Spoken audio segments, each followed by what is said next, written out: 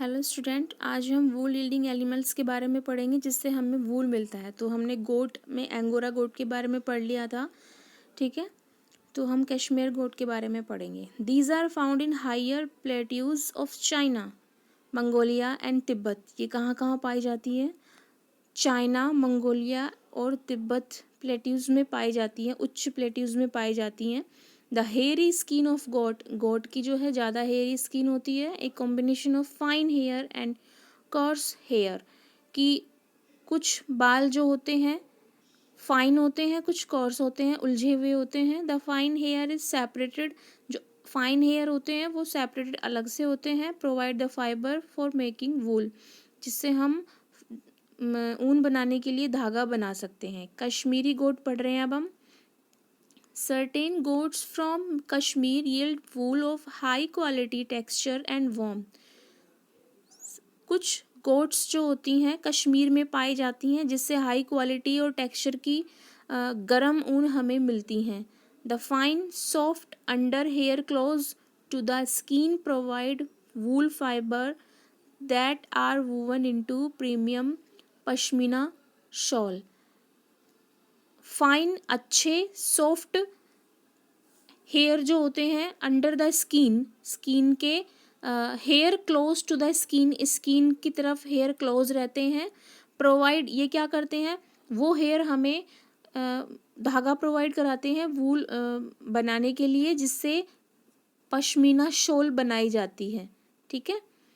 Camel के बारे में पढ़ रहे हैं। Camel wool is prized for its natural beautiful colour, कि जो ऊँट से जो वूल मिलती है वो प्राइज्ड होती है, मतलब वो थोड़ी महंगी होती है क्योंकि इसका एक प्राकृतिक ब्यूटीफुल कलर होता है। The best camel wool is produce from 2 humped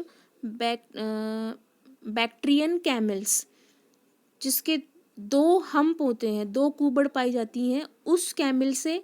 आपको डायग्राम में भी दिख रहा होगा, इसको बोलते हैं बैक्ट्रियन कैमल, ठीक है। तो इससे वूल बनाते हैं, इसके बालों से वूल बनाते हैं। Camels found in mountains of Siberia and Mongolia, ये कहाँ पाए जाते हैं? साइबेरिया और मंगोलिया के पर्वतों में पाए जाते हैं। In the south American continent 3 important members of the camel family are found in the Andes mountain. South American continent में 3 महत्वपूर्ण कैमल के मेंबर की फैमिली पाई जाती है, एंडेस माउंटेन में पाए जाते हैं।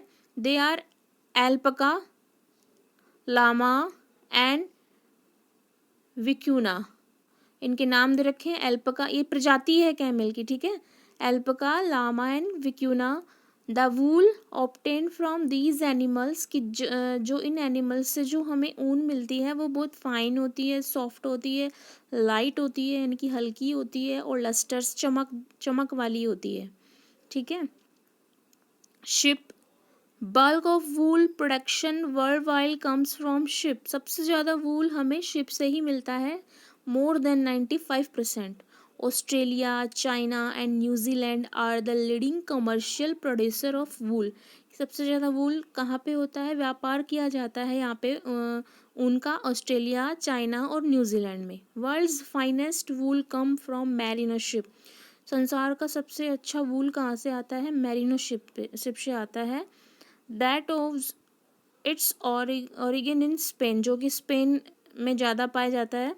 इन India the sheep are reared mainly in the hilly region, कि ये जो इंडिया के अंदर जो शिप है वो पहाड़ी क्षेत्रों में पाई जाती है, हिमालय के पहाड़ी क्षेत्रों में। The plain of neighbouring states, जो उसके आसपास के प्लेन स्टेट्स हैं, पड़ोसी स्टेट्स हैं, हरियाणा, पंजाब, राजस्थान एंड गुजरात, इनमें पाई जाती है, ठीक है। The important breeds of Indian sheeps are given in the following table, कि कुछ प्रजाति दी हुई हैं शिप्स की टेबल के अंदर। पहली है बाखरवाल, जो कि जम्मू एंड कश्मीर में पाई जाती है। रामपुर बुशेर, हिमाचल प्रदेश, उत्तर प्रदेश में पाई जाती है। लोही, पंजाब, राजस्थान। नाल, पंजाब, राजस्थान, हरियाणा। पाटनवादी, गुजरात में। मारवाड़ी, गुजरात में। नेल्लोर, आंध्र प्रदेश में पाई जाती है। Shipping, rearing and breeding. India is predominantly an agriculture country where domestication of cattle plays a very important role in the life of a farmer and affects the economy of the country. कि India एक ऐसा country है जहाँ पे कृषि और जो पालतू जानवरों को ज़्यादा पाला जाता है, यहाँ पे केटल्स रखे जाते हैं, किसान जो हैं यहाँ पे केटल्स रखते हैं, और जो हमारे देश की आधी इकोनॉमी जो होती है वो फार्मर पे ही डिपेंड करती है. The important expect of ship domestication is it's bringing up और रेजिंग. कि लोग यहाँ पे व्यवसाय के लिए शिप भी पालते हैं, यानी कि भेड़ भी पालते हैं. ठीक है, इसको कहते हैं रियर करना. This is called rearing. ठीक है, rearing of ship involved proper planning for shelter. कि जब हम शिप को रेयर करते हैं, पालते हैं, तो हमें इसके शेल्टर की, घर की, टेक केयर की, हाइजीनिक की, यानी कि इसके स्वास्थ्य की प्रॉपर प्लानिंग होनी चाहिए हमारे पास में. It also involves provide the ship with proper nutrition. कि शिप को अच्छे से न्यूट्रिशन मिले, ये हमें ध्यान रखना है, हमें उपलब्ध करवाना है उसको अच्छे से न्यूट्रिशन. प्रिवेंटिव डिजीज़ की बीमारियों से उसको डिजीज़ मैनेजमेंट, बीमारियों से बचाने की व्यवस्था. एंड सेलेक्टिव ब्रीडिंग, और एक अच्छी प्रजाति का चयन करना, ये हमें पता होना चाहिए. अब हम शिप रेयरिंग के बारे में पढ़ रहे हैं, यानी कि इसकी प्रजाति और इसको कैसे पालते हैं, कैसे हमें ऊन मिलता है, कैसे धागा बनता है, ये सब हम यहाँ पे पढ़ेंगे. ठीक है, तो अभी हमने यहाँ तक पढ़ लिया है, बाकी इसके आगे हम कल पढ़ेंगे. ठीक है.